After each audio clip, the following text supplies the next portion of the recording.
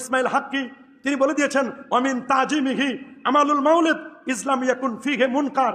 যদি নবীর জন্ম আলোচনায় কোনো মুনকার খারাপ নারী পুরুষের অবাধ বিচরণ বেদাতে সাইয়্যা হারাম কোনো কিছু না থাকে, তিনি বলে দিয়েছেন আল্লামা সিয়ুতি থেকে ফায়ুস্তাহাব্বুল আনা আইজান ইজহারুশ শুকরে বিমাউলিদিহি বিল ইজতিমা ওয়া ইতআমিত তাআম ওয়া নাহবে যালিক। নবীর জন্মদিনকে কেন্দ্র করে খাবার দাবার আয়োজন করা, চতুর্দিকে সাজসজ্জা করা, এগুলো করতে কোনো বাধা, এটা মুস্তাহাব হবে, আমরা বলি নাই।